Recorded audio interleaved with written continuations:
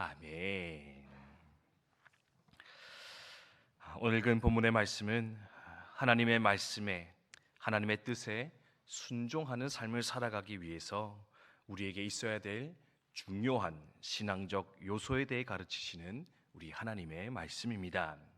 하나님께서는 예레미야 선지자를 통해서 당대를 살아가던 이스라엘 백성들에게 조금은 어려운, 조금은 이상한 말씀들을 많이 명령하셨습니다. 어떤 것들이 있습니까? 먼저는요, 바벨론이 너희를 치러 들어올 것인데 그 바벨론과 싸우려 하지 말고 그 바벨론에게 항복하여라. 싸우려고 하지 말고, 나라를 지키려 하지 말고 항복하는 자가 되어라. 그리고 어떻게 합니까?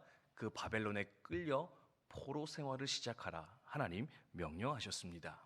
심지어 오늘 읽었던 본문의 말씀은요, 포로로 끌려가 있는 이스라엘 백성들에게 예레미야가 편지까지 써서 보낸 하나님의 메시지인데, 이 메시지의 핵심이 무엇입니까?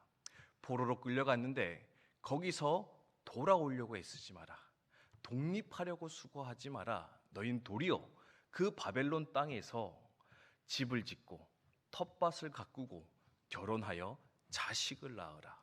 그리고 그 바벨론의 평안을 위해서 기도하는 자가 되어라. 하나님께서 명령하는 거 볼 수가 있습니다. 왜 그렇습니까? 이 모든 것이 하나님의 뜻이었기 때문에 그렇습니다. 너희를 향한 이 심판을 내가 이제 작정하였다. 여기서 너희가 새로워질 가능성이 없으니 바벨론으로 다 보내서 거기서 포로 생활 70년을 다 채우고 나면 이제 다시금 내 백성 이스라엘로 만들어 이곳으로 돌아오게 할 것인데, 그러니 너희는 싸우려 하지 말고 포로가 될 것이요, 포로가 되어서 그 땅 가운데 정착하며 살아가라 명령하는 것을 볼 수가 있습니다. 참 이해하기 힘들 하나님의 음성인 것 같습니다. 당시 이스라엘 백성이라면 선뜻 순종하기 어려운 그런 말씀이지 않을까 생각할 수가 있는데, 이 어려운 하나님의 뜻, 순종하기 힘든 하나님의 말씀을 지켜내기 위해서 필요한 것이 무엇일까? 오늘 말씀에 그 중요한 한 요소가 등장하는 것을 볼 수가 있습니다. 바로 11절의 말씀인데요, 다시 한번 같이 읽어보도록 하겠습니다. 11절의 말씀입니다. 함께 읽습니다. 시작. 여호와의 말씀이니라. 너희를 향한 나의 생각을 내가 아나니 평안이요 재앙이 아니니라. 너희에게 미래와 희망을 주는 것이니라. 아멘. 이 어려운 하나님의 뜻, 이 어려운 하나님의 생각을 예레미야가 이스라엘 백성들에게 전하면서 이 한 가지 덧붙이는 것인데, 그것이 뭐냐? 너의 생각과 다르고 선뜻 이해되지 않고 순종하기 어려운 이 말씀이라 할지라도 이 말씀의 결론이 무엇인가? 이 말씀을 주시는 하나님의 뜻이 무엇인가? 바로 너희에게 미래를 주기 위함이다. 평안을 주기 위함이다. 너희를 회복하기 위함이다. 그러니 의심하지 말고 고민하지 말고 하나님의 뜻에 순종하여 나아가는 너희가 되어져라. 그렇게 가르치며 도전하는 것을 볼 수 있다라는 겁니다. 무슨 말입니까? 하나님의 뜻에 순종하면 망할 것 같기도 하고, 뭔가 불편해질 것 같기도 하고, 뭔가 내가 원하는 것이 잘 이루어지지 않아 손해볼 것처럼 느껴지기 때문에 우리가 하나님의 뜻, 생각 앞에서 머뭇거리고 불순종을 선택하여 나아갈 때도 많이 있는데, 중요한 것은 무엇이냐? 하나님의 뜻에 순종하며 하나님 말씀에 순종하며 나아갔을 때 그 마지막은 결코 너희가 망하는 것이 아니라, 손해보는 것이 아니라, 불편해지는 것이 아니라 그곳에 구원이 있을 것이다. 회복이 있을 것이다. 온전한 평안과 기쁨이 있을 것인데, 너희를 향한 하나님의 뜻은 바로 이것일 것인데, 그러니 너희는 그 길을 걸어갔으면 좋겠다. 즉 하나님의 그 좋으신 뜻, 평안을 주고자 하는 그 하나님의 계획을 신뢰하며 너희는 오늘을 순종의 삶으로 채워가는 자 되어라.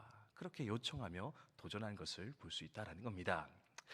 이것을 참 잘했던 이가 있는데요, 바로 믿음의 조상 아브라함인 것 같습니다.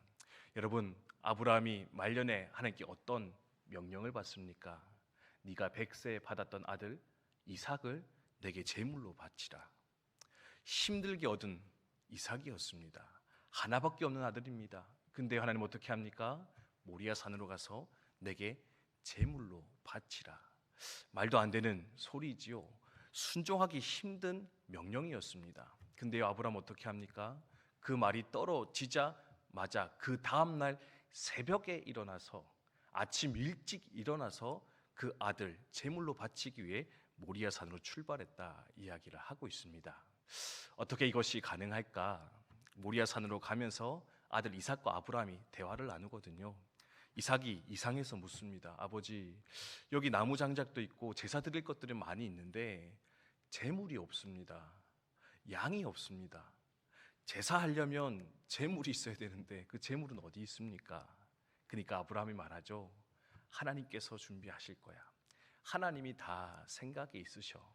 하나님이 예비하실 거야. 그렇게 해서 올라갔는데요, 결국 그렇게 해서 올라간 모리아산에서 어떻게 합니까? 그 아들 제물로 바치려 하니까 하나님께서 멈추라 이야기하시며 순양을 여호와 이레 미리 준비하셔서 그 제사를 드리게 하시고 마침내 믿음의 조상의 반열에 굳게 서게 하시는 그 은총을 누리는 아브라함을 우리는 발견할 수가 있습니다. 가능했던 이유, 하나님께 선하신 뜻이 있으실 거야. 하나님 우리를 망하게 하시는 분이 아니라, 나를 힘들게 하시는 분이 아니라 이것을 통해서 나에게 좋은 것 주기를 원하시는 하나님, 더 나은 것을 주기를 원하시는 하나님, 순종할 때 더 좋은 것으로 갚아주실 하나님이시라는 그 믿음이 있으면 우리는 때때로 이해되지 않는 그 말씀 앞에서도, 다 받아들일 수 없는 그 뜻 앞에서도 순종하며 살아갈 수 있을 것인데, 예레미야를 통해서 하나님 오늘 이것을 우리 가운데 가르치며 도전하는 것이지 않겠는가 우리 생각할 수 있다라는 겁니다. 산성도 여러분, 하나님의 뜻 앞에서 갈등하는 분들이 혹 우리 가운데 계십니까? 이 길이 아니라 저 길인 것 같은데, 이 방법이 아니라 저 방법인 것 같은데 어디로 가야 될까 고민하며 갈등하는 분들이 계십니까? 오늘 주신 이 말씀을 기억하면서 기꺼이 하나님의 뜻에 순종하기를 결단하며 나아가는 저 여러분 되시기를 주님의 이름으로 축원드립니다. 하나님의 생각은 평안을 주시는 것이고 미래를 주시는 것입니다. 하나님의 뜻에 순종하면 거기에 회복이 있고 진정한 기쁨과 만족이 우리 가운데 찾아오게 될 것인데, 그러므로 기꺼이 하나님의 뜻을, 그 말씀을 붙잡으며 나아가시는 이 하루 저와 여러분 되시기를 주님의 이름으로 축원드립니다. 주신 말씀 기억하며 함께 기도하도록 하겠습니다.